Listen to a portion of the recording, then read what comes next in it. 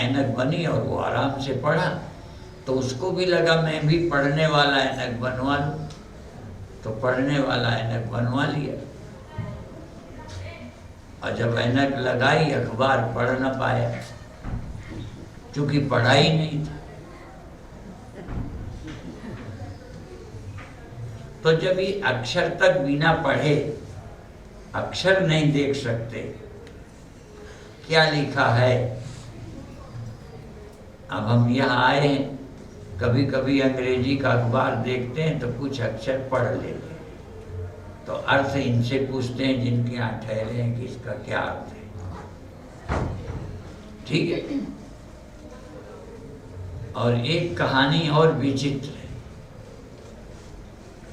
एक व्यक्ति पढ़ा ज्यादा नहीं था, पर उसकी शादी हो गई, और जब वो ससुराल गया, जाता आता रहा, एक बार उसी समय पत्र आ गया। तो घर वालों ने पूछ लिया, लाला आप पढ़े हो? तो उन्होंने कहा हाँ पढ़े हैं। जितना पढ़ा था उसी को समझता था, हाँ पढ़े हैं। तो पत्र दे दिया कि इसे पढ़ो। अब वो पत्र की लाइनें देखता रहा। अब उसको जो पढ़ा था, 2-4 अक्षर का खा गा पढ़ा था, और तब वो बड़ी पार्टी में बड़े उसमें लिखा करता था, और पढ़ाई छूट गई थी। अब वो पत्र में का और खा जब उससे मिले तो रोने लगा। घर वालों ने समझा कुछ कमी हो गई, पत्र पढ़ के ये रोने लगे, इसका मतलब कुछ गड़बड़ है।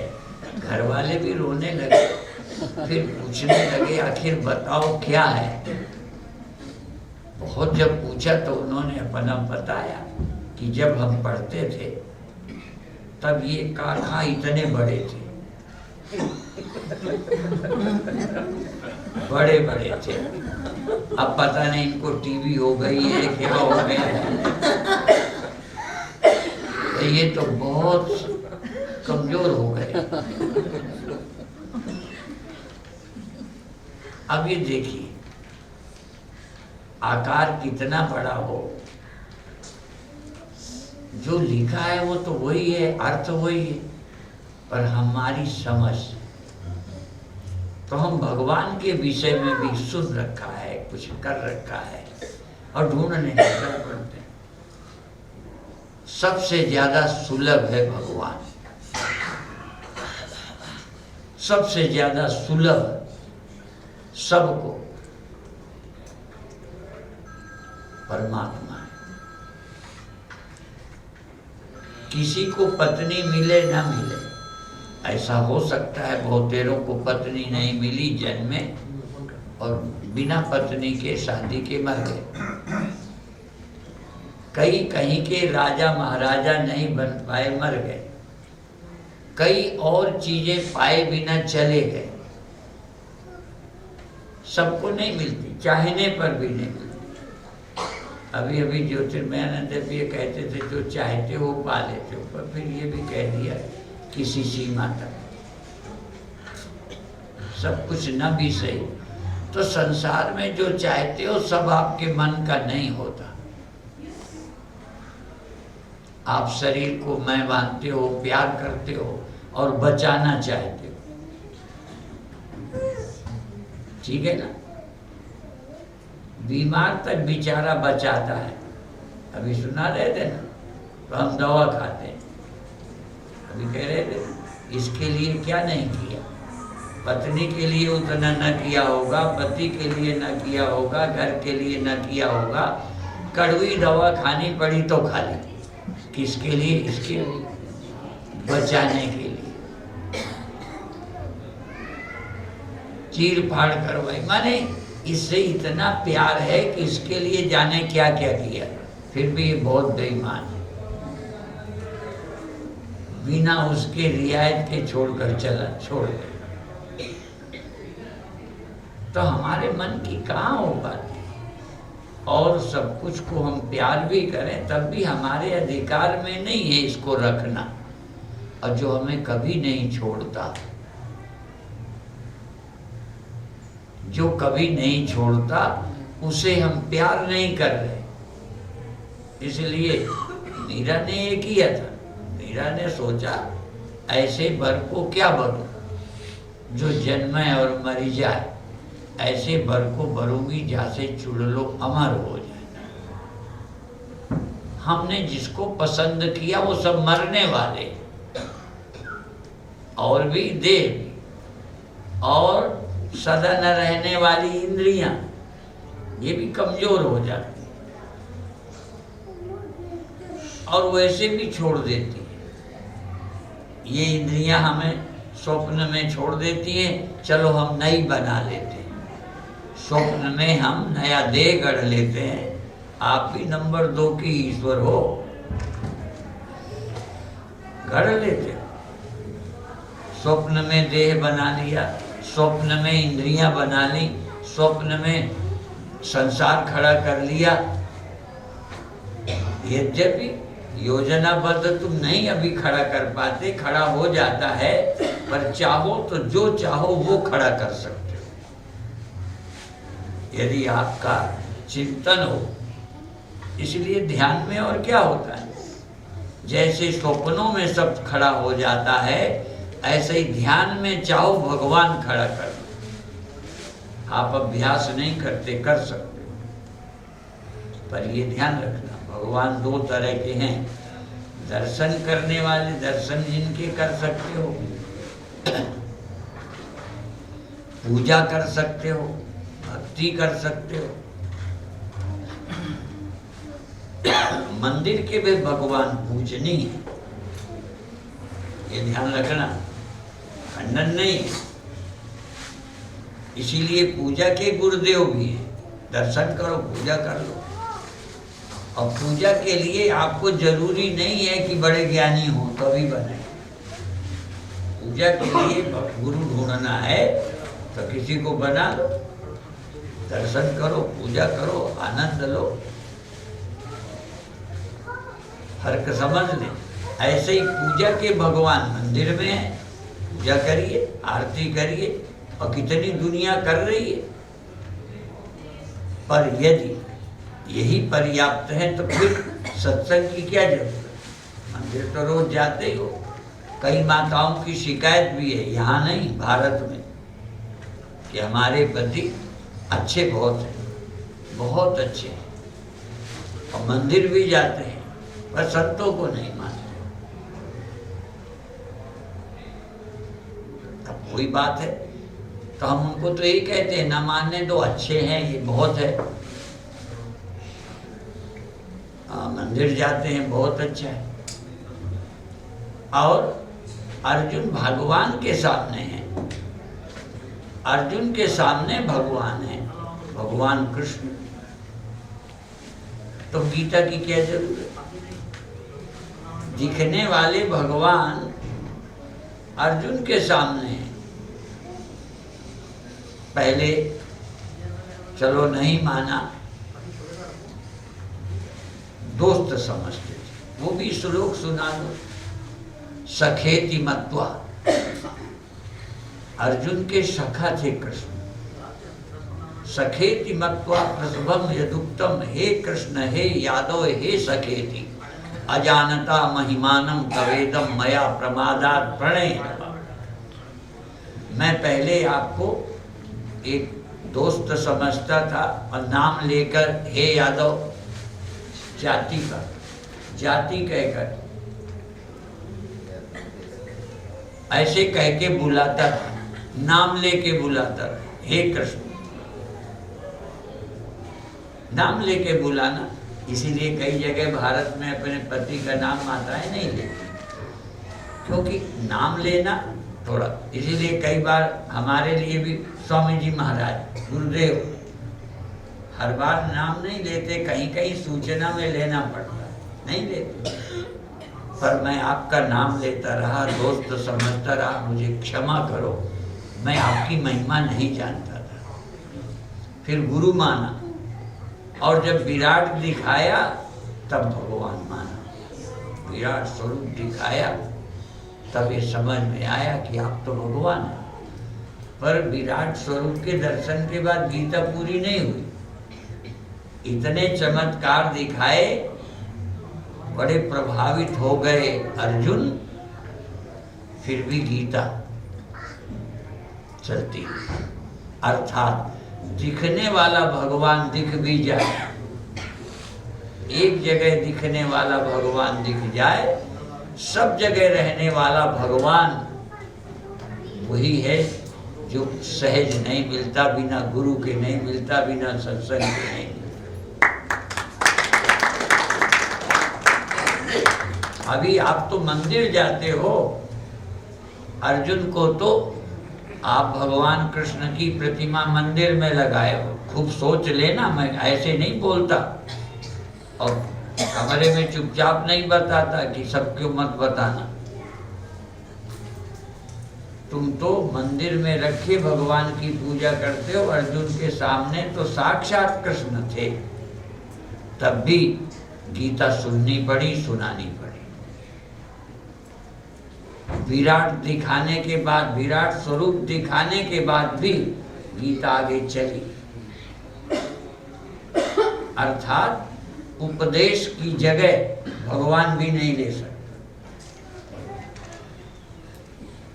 वो काम सत्संग का है, प्रवचन का है, सुनने समझने का है।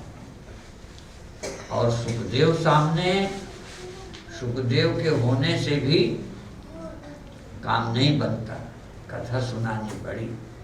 और परीक्षित ने सुनी, और अंत में जब परीक्षित गए, जब सांप आया, उसका जहर का अनुभव करा दिया, अभी काटा नहीं, और ये कह दिया सुखदेव जी ने कि यदि मैं बैठा रहूंगा तो ये सांप नहीं आपके पास आके काटेगा।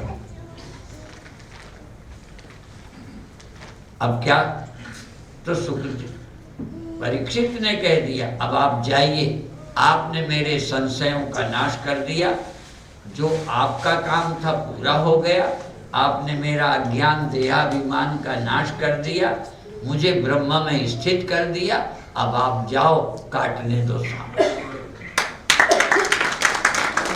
इतना बड़ा ज्ञान सुखदेव ने दिया। अब जब सुखदेव के बैठे रहने से नहीं काटता, तो परीक्षित कह देते बैठे रहो। लेकिन ये ज्ञान देखो कि शरीर की मृत्यु मेरी मृत्यु नहीं है, इतना विज्ञान सुखदेव जी ने दे दिया।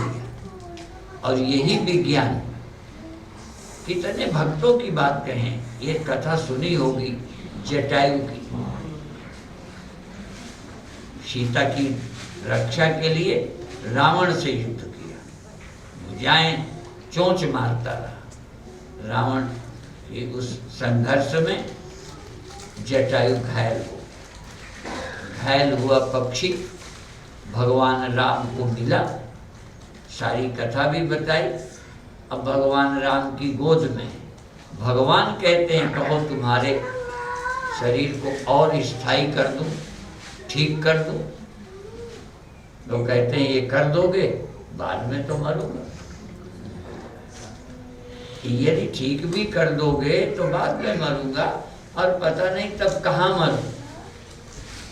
आज यदि मैं आपकी गोद में, मेरा शरीर छूटेगा, जो बड़े बड़े भाग्यशालियों को अवसर नहीं मिलता।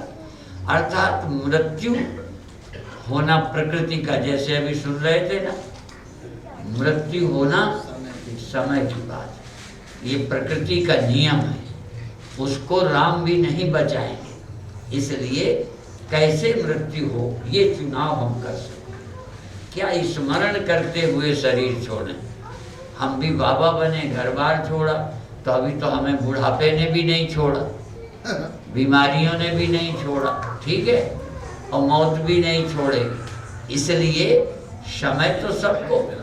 अब हमने क्या किया, हम जब शरीर छूटे तो हम क्या करें? इसीलिए कल भी इशारा किया था, कैसे हमारे प्राण निकले, भगवान की याद करें, भगवान का स्मरण हो, ब्रह्म स्मरण। और परीक्षित का भी क्या हुआ, परमात्मा में ब्रह्म में स्थित हो गए, शरीर छूटा। इसीलिए कई जगह नाटक करते हैं किसी का शरीर छूटे तो पल्थी लगा के बिठा देते हैं, जिससे लगे इन्होंने ध्यान में शरीर छोड़ा।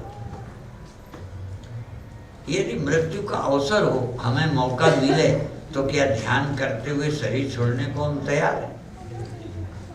हम ध्यान करते हुए शरीर बचाने की सोचेंगे। शरीर बचाने की हमें कोई शक्ति मिल जाए, शरीर छोड़ने की कला हमें मिल जाए, ये हम नहीं सोच रहे। पर जो होगा ही, जो होना ही है। आप चाहो भी कि शरीर बचाने की कला मिल जाए, ना हमारे गुरु ने दी, ना भगवान राम ने दी, किसी को नहीं मिली। एक ही बात है, शरीर छोड़ने की कला।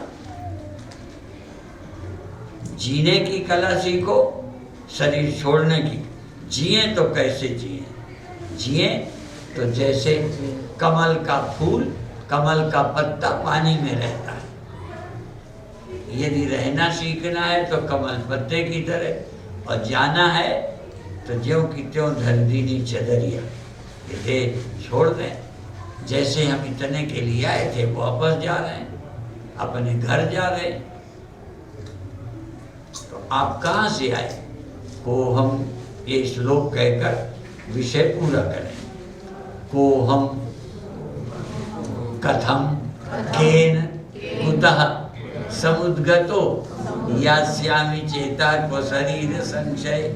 मैं कौन हूँ, कहाँ से आया हूँ, क्यों आया हूँ, कौन ले आया है? यही तो मामला है। मैं कौन हूँ, क्यों यहाँ आया हूँ, कैसे यहाँ आ गया, कौन यहाँ ले आया? और यास्यामि चेता को शरीर संशय। शरीर के जर्जर होने पर मैं कहाँ जाऊँ? यही तो विचारना है। ना विचारो तब भी दिन नहीं आएगा। देखो, सोचो तब भी दिन आएगा वो, और ना सोचो तब भी आएगा। तो जो पहले से तैयार न थे, वो पछता पछता कर चले गए। दुनिया में कितने महारथी इस जग में आकर चले गए। बड़े बड़े शक्तिशाली राजे महाराजे, धनी, पढ़े लिखे, चालाक। हाँ, दुकान धंधे में आदमी चालाकी कर लेगा, मरने में कौन सी चालाकी करोगे? कैसे धोखा दे दोगे काल को? कहाँ छिप जाओगे? कोई जगह ऐसी है जहाँ छिप के बैठ जाओ। इसलिए यदि ये देह सहित हम चंद्रलोक में चले जाएं तो वहाँ बुढ़ापा नहीं आए। आजकल वैज्ञानिक वहाँ भी जगह खोज आए हैं। हो सकता है कुछ दिनों में, जैसे अभी हम दुबई आ गए हैं, ऐसे चंद्रलोक में भी चले जाओ। पर जैसे हिंदुस्तान छोड़कर यहाँ आ गए हो, और कई सुविधाएं भारत से यहाँ अच्छी हैं, बधाई के पात्र हो, पर यहाँ बुढ़ापा तो नहीं आएगा। दुबई में मरना तो नहीं आएगा। और एक दूसरे के वियोग का दुख तो दुबई में नहीं होगा।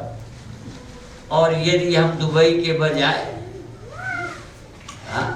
चंद्रलोक में पैसे वाले पहुंच जाएंगे ना, हाँ, जब खोज हो जाएगी तो गरीब कैसे जाएंगे? जो दुबई नहीं आ पाते वो चंद्रलोक कैसे जाएंगे? तो चंद्रलोक में भी पैसे वाले जाएंगे, और हम तो जो पैसे वाले जाएंगे तो हम भी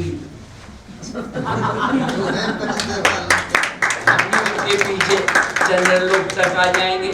पर वहाँ भी ऐसे ही जवानी बुढ़ापे होंगे, ऐसे ही हम होंगे, और ऐसे ही वहाँ भी कथा ही सुननी पड़ेगी। चंद्रलोक